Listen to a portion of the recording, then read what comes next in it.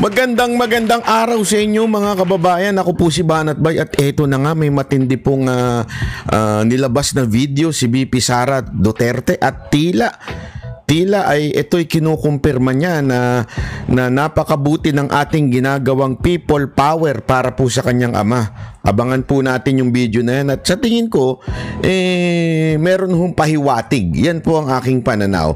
Ngayon, kayo ho ang humusga kung anong sa tingin ninyo. Basta atin pong ipe-play ito at unti-unti nating ipapaliwanag kasi knowing Vice President Sara Duterte bilang Vice President, tandaan ho natin, siya ho ang makikinabang kung sakali ho mawala si Bongbong Marcos. So, hindi niya ho pwedeng lantarang sabihin ang dapat niyang sabihin at gusto niyang sabihin dahil hindi ho magandang tignan. Pero gayunpaman, dapat ho tayong matutong bumasa sa mga, sabi nga, let's read between the lines. Kung ano po ba ang sinasabi ng ating pangalawang Pangulo. So, ito ho, meron ho siyang, sa tingin ko lamang po, ito'y pananaw ko. Hindi ko naman po sinasabing ito talaga ang ibig niyan sabihin. Pero gayunpaman, ipapakita ko lamang po sa inyo kung ano sa tingin ninyo ang ibig sabihin ni VP Sara Duterte dito. Kasi knowing the Vice President, I mean, knowing it from since 2016 na naging limelight siya because of her father na maging presidente, hindi ho yan nagbibitaw ng mga salitang wala-wala lang. Yung alam niyo, yung basta lang makasabi ng salita, hindi ho yan gayaan, di ba?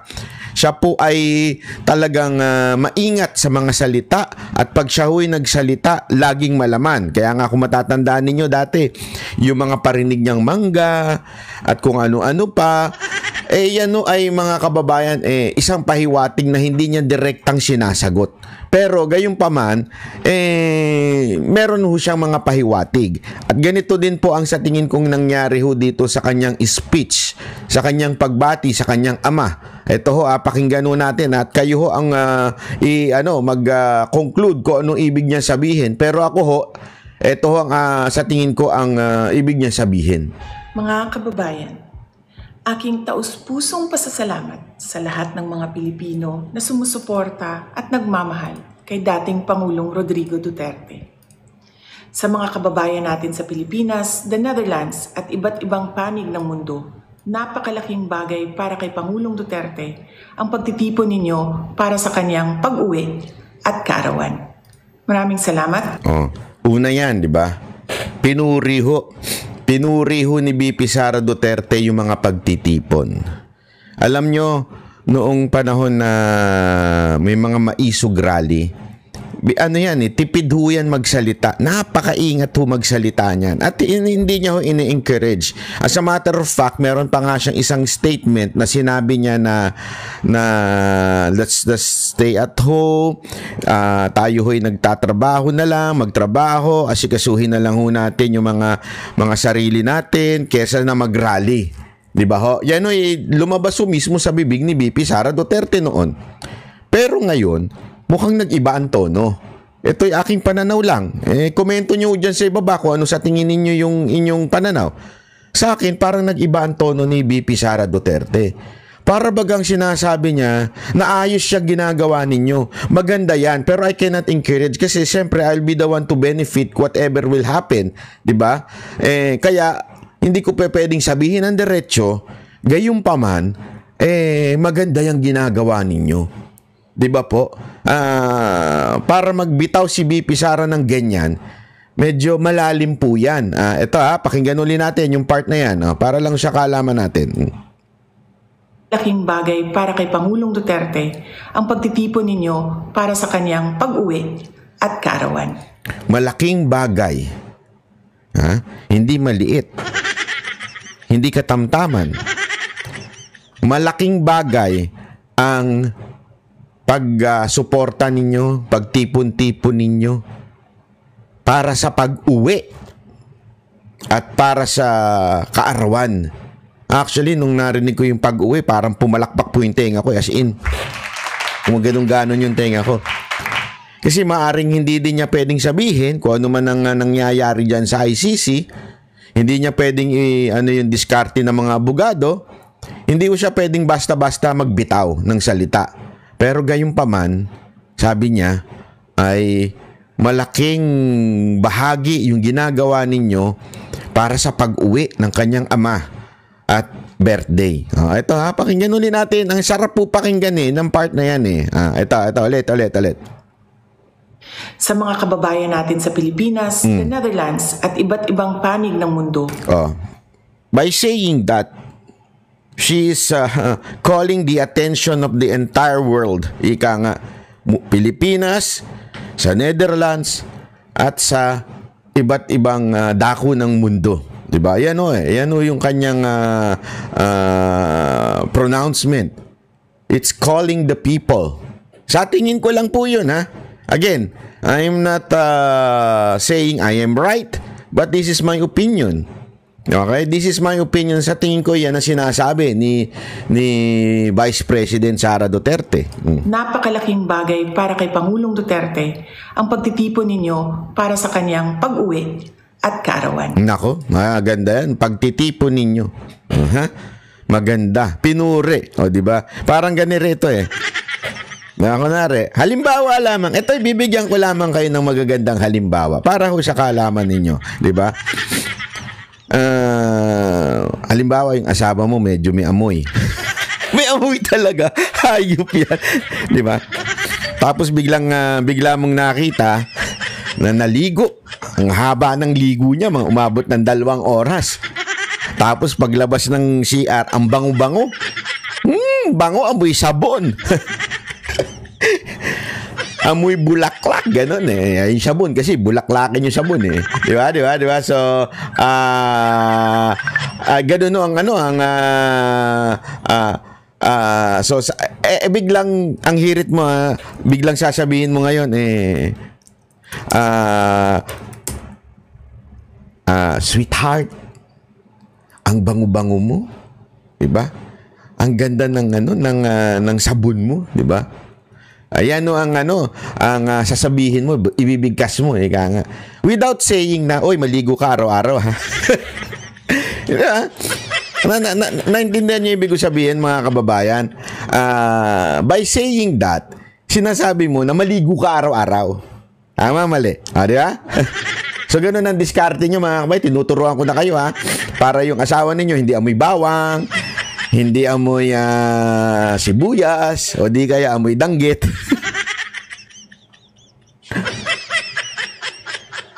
So, di ba po? Di ba? So, medyo ganun ang bitaw mo. Sasabihin mo lang, pupurihin mo yung sabon niya. Ganda ng nabili mong sabon. Bango nung sabon at saka ang bango-bango mo ngayon. Tapos pagka mas maganda pa niyan. Alam mo, magandang biro dyan. Ito, gustong-gusto ng mga Pilipino ito Alam mo, ang ganda ng sabon mo, nakakaputi sa'yo. Naku po, patay ka araw-araw, baka minuto, nagbasabon yan. Ganyan ng mga Pilipino. Pasensya na pero ganun talaga. Ganun nyo sabihan sila para na maligo sila nang hindi na o-offend. Mali. O di kaya, inuutos mo na yon. So, ganun din po sa tingin ko yung sinasabi ni VP Sara Duterte.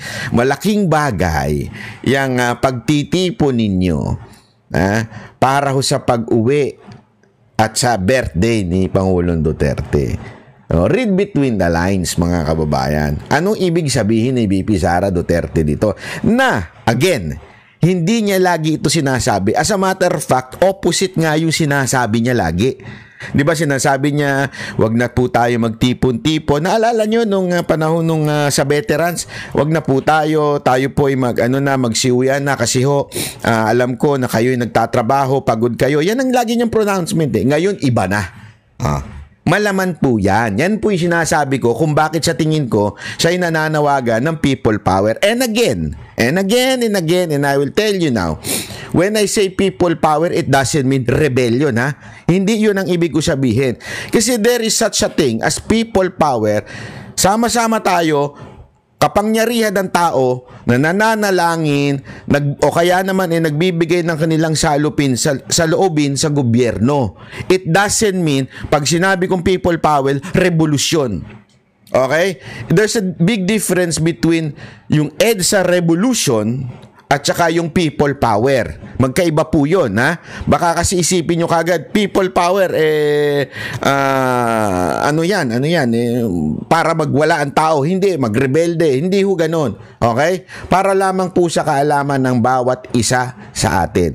Malinaw po, ha? Malinaw po yun. Okay? Sige, tuloy. Maraming salamat at napapagaan nito ang mga hamon na hinaharap niya ngayon.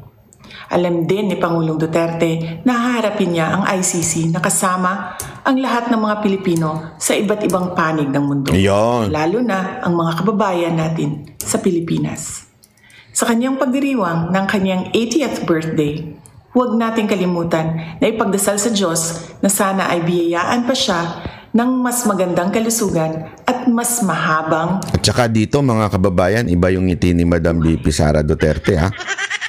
Habang tumatagal, hindi, ewan ko, ha, ito yung, kasi ako mga kababayan, habang na-stress sa mukha ko, habang tumatagal, na-stress yung mukha ko, diba?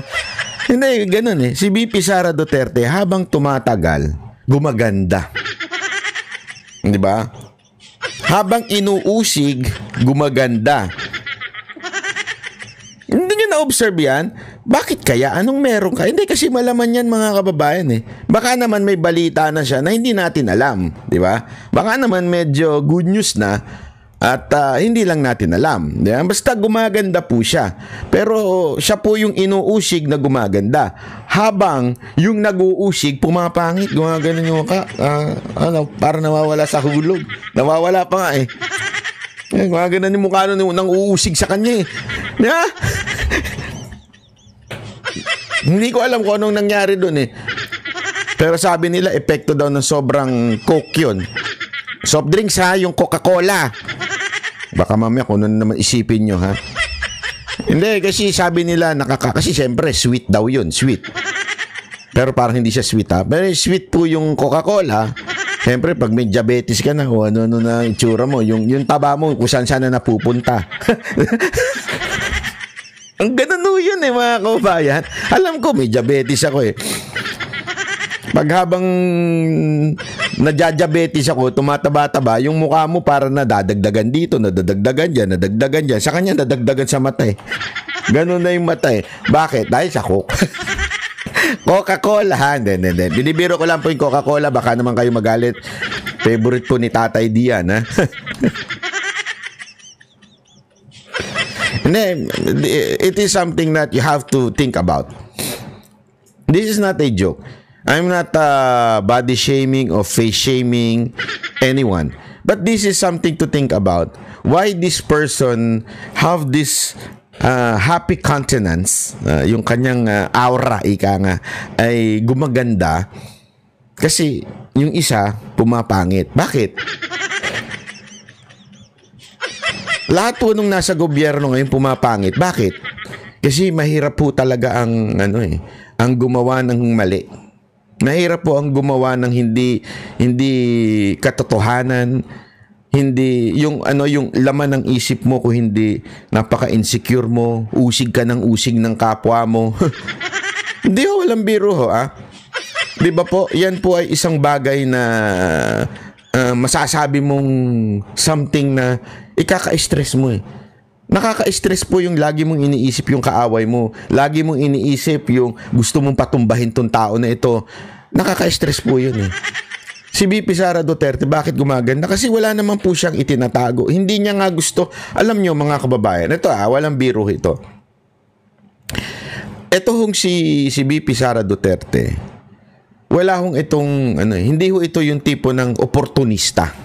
Hindi ito yung nabasa ko sa kanya. There is a bad ako alam niyo naman, vocal ako doon sa tingin ko maling ginawa ni VP Sara noong 2022 na hindi siya tumakbong presidente at kinampihan niya si Marcos, okay? But there is also a good side of it. You know what? Yung good side na yon ay yung hindi siya oportunista. Kanya Mantakin mo, yung sa unang survey na hindi pa siya nag-a-announce na magba-vice president siya, ang layo As in, top siya. Ang baba ni Marcos. Kaya imposible yung sinasabi ng mga tangang vlogger na tanso. Kaya nanalo daw si Marcos dahil sa sarili niya. Ang bobo ninyo. Tumingin kayo ng survey. Sabi nga ni Aling Claire, tingnan nyo yung data. Yung survey na yun, ang taas ni ni Vice President Sara Duterte nun. Pwede niya nang i-grab yun eh. That's the best time. Why? People were so happy. Ang taas din po ng rating ni Pangulong Duterte nun. Never in history ng isang presidente bumaba ng sobrang taas.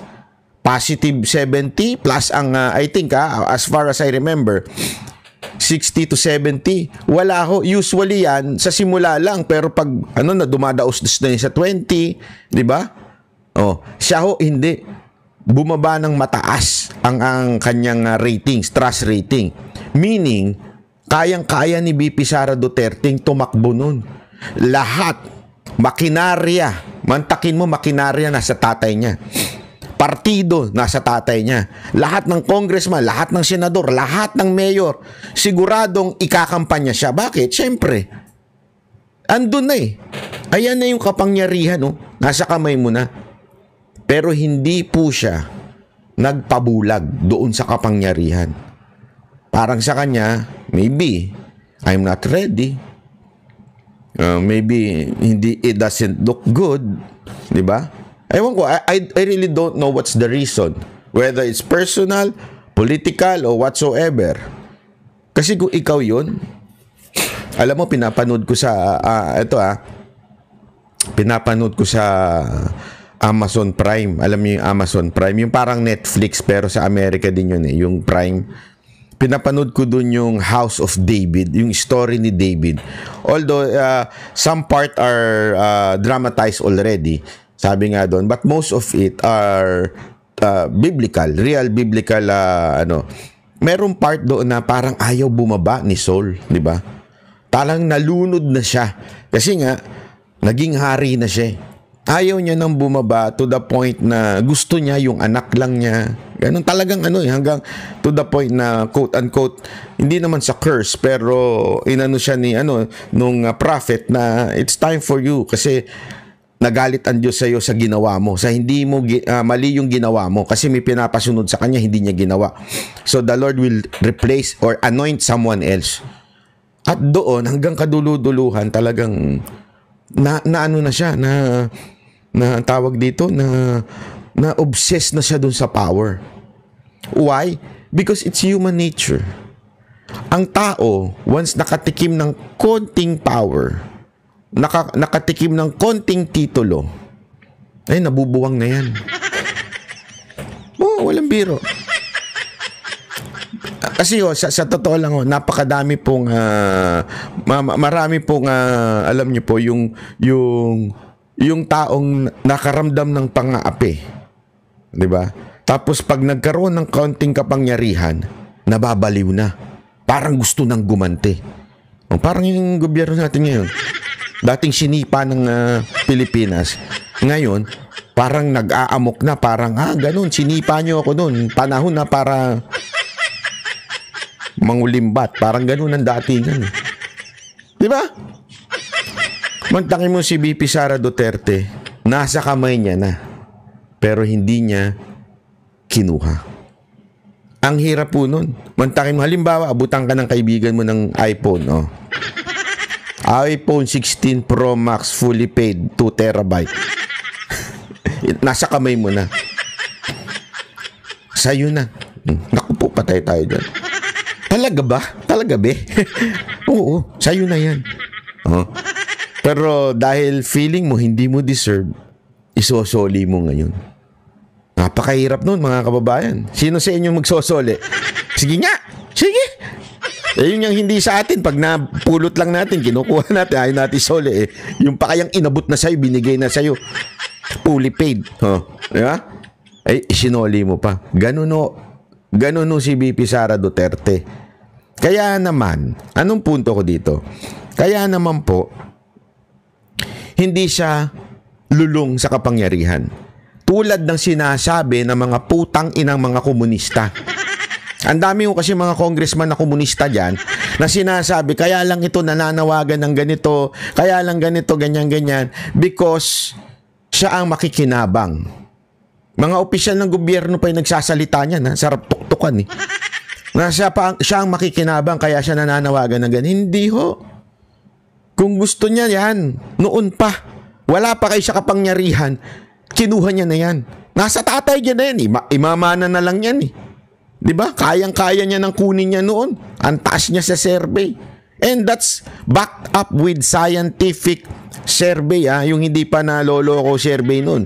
Ngayon kasi wala na, nabili na ata yung mga survey firm. Iba na yung kanilang boss eh. Di ba? So ano punto dyan? Hindi niya ginagawa ito, hindi niya sinasabi ito dahil doon. Yun lang ang gusto kong sabihin dito. At kaya ganyan ang kanyang countenance, ang kanyang aura. It is because puro yung kanyang puso. Walang galit, walang sama ng loob, walang paghihigante, walang ganun. Basta siya, ang concern lang niya, yung tatay niya may uwi niya kasi matanda na, may sakit. Yun lang po yun, di ba? O, tuloy. Hilingin din natin sa Diyos na sana ay makauwi na agad si Pangulong Duterte sa Pilipinas. Yun. Ang ating mga pagtitipon ay nagpapatunay ng lakas, tapang at paninindigan ng mga Pilipino. Sana ay magpatuloy din ang inyong suporta at pagmamahal sa ating dating Pangulo hanggang sa darating na halalan ng ating mga senador. Sana yung suporta daw hanggang halalan. Alam na this. Mga kababayan, sabi ko nga sa inyo let's do this right. Okay? I believe in people power, not to rebel against the government. Uulit-ulitin ko ito. I am against any form of rebellion.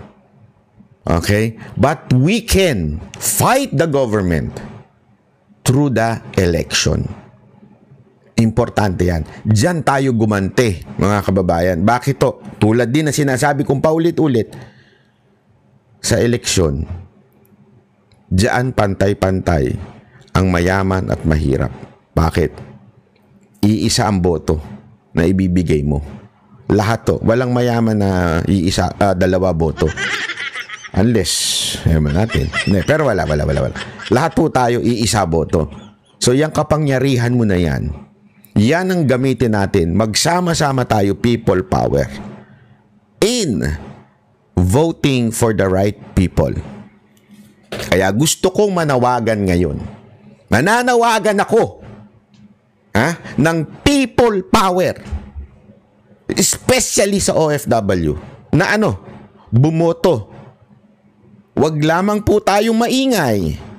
Dahil yung ingay mo, walang gamit yan kung hindi ka boboto. Yung ingay mo, walang kwenta yan kung hindi ka boboto. At yan ang aking panawagan. People power sa pagboto. Malinaw? Okay? Yan po importante. At paalala lang, kasi may nagsabi sa akin, announce ko daw ito. Hindi na po daw ipapadala yung sample, yung balot. Okay?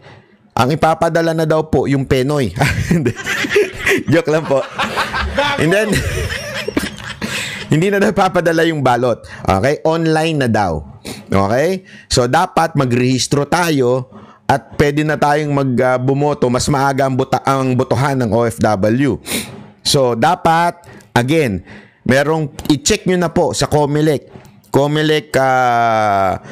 website kung paano bumoto ang mga OFW. Itanong na ninyo sa mga leaders ninyo. Itanong na ninyo, pwede kayo mag-online. Ngayon pa lang, alam ko may rehistro na or something. I-check nyo na po. Maging responsable naman po tayo. Huwag lamang po tayo puro ingay. Again, I'm not saying na puro ingay tayo. That's not what I mean.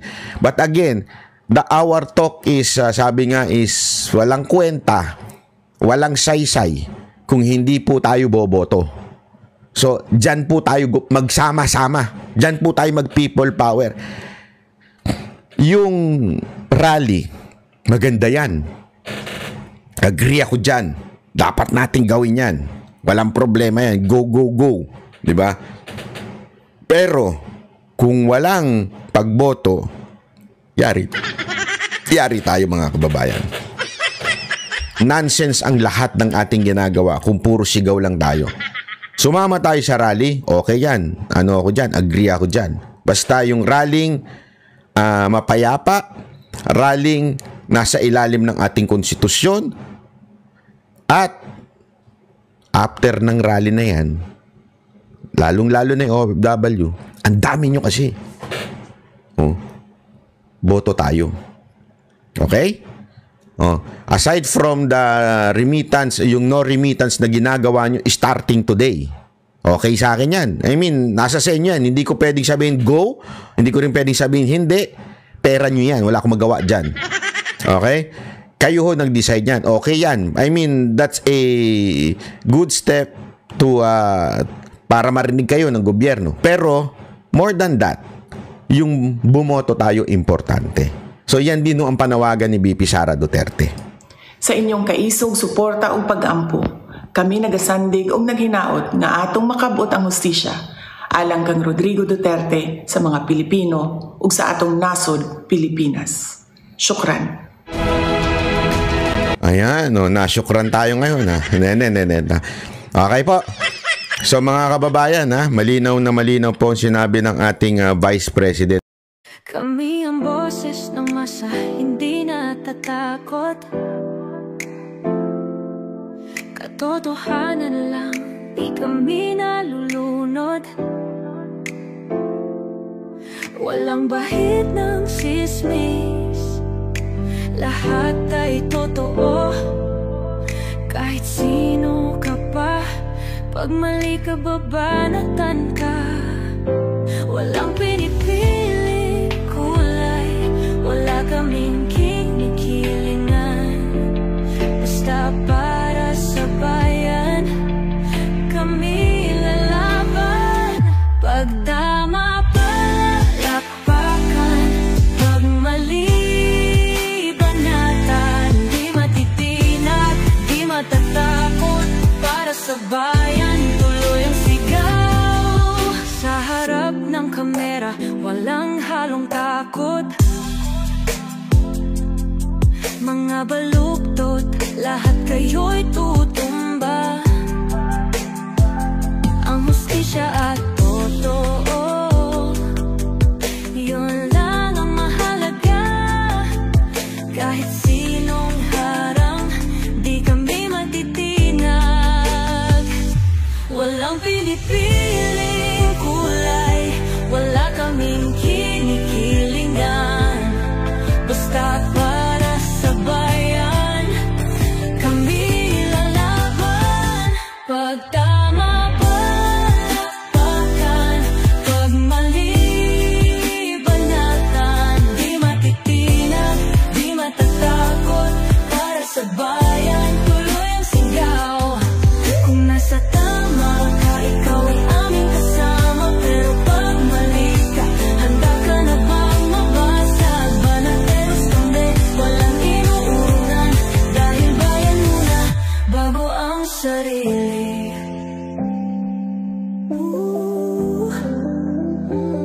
Bago ang sarili.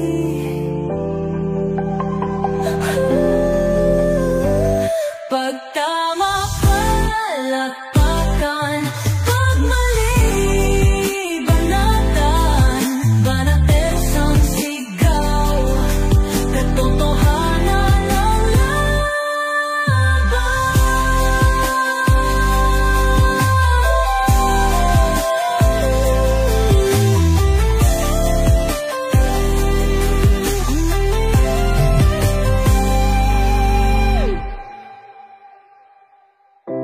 Sa harap ng kamera,